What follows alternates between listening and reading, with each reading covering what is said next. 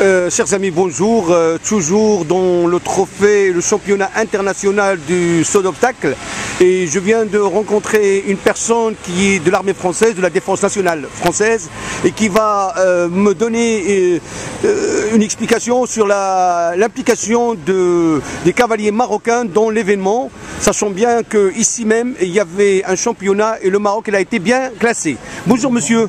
Voilà, je vous laisse vous présenter et vous me dites un petit peu comment vous trouvez les cavaliers marocains qui ont participé à l'événement. Merci.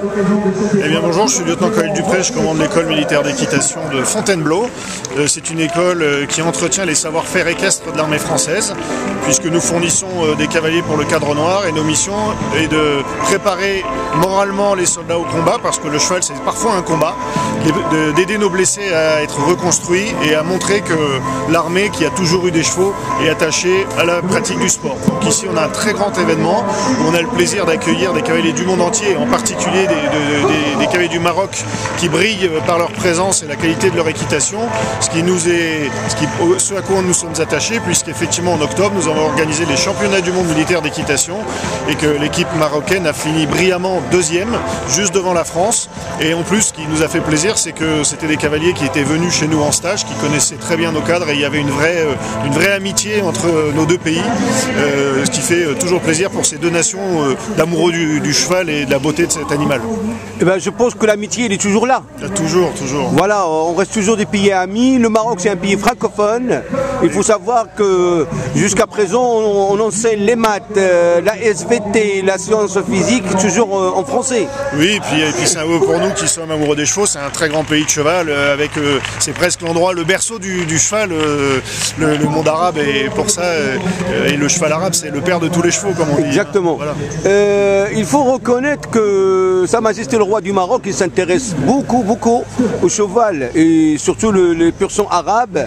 Et je me souviens en 2012 au Salon international de l'agriculture, il y avait ces chevaux qui ont été exposés, les Porcherons et voilà. Je vous remercie beaucoup. Merci. Voilà, c'est le Marianne.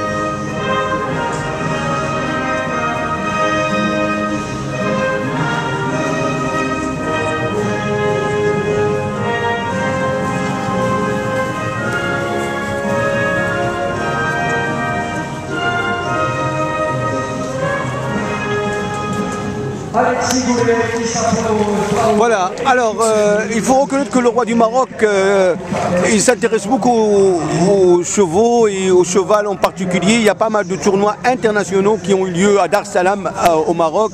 Et voilà, est-ce que vous avez eu l'occasion de visiter le Maroc pour des missions particulières? Eh bien même pas encore, et j'espère que les choses pourront se faire, puisque on a rétabli des liens avec nos camarades marocains lors de ces derniers championnats du monde, et ils ont exprimé le souhait qu'il y ait des échanges qui soient réalisés prochainement et qu'on enrichisse nos interactions. Donc on verra un petit peu comment les choses se précisent, mais je n'exclus pas la possibilité d'aller découvrir ce pays dont tout le monde me parle. Ben, il faut savoir qu'il y a pas mal de Français qui s'intéressent à des postes dans le cadre de la diplomatie, comme ambassadeur, comme consul général, comme attaché défense ou attaché culturel ou attaché pour la science et la technologie. Il faut savoir que la France rayonne partout dans le monde et surtout dans les pays francophones comme le Maroc. Merci pour cette déclaration sympathique. Je vous souhaite bon week-end et bonne chance pour l'ensemble des cavaliers, marocains ou étrangers ou français. Merci beaucoup. Au revoir. Que le meilleur gagne. Merci. Au revoir. Thank you. Merci.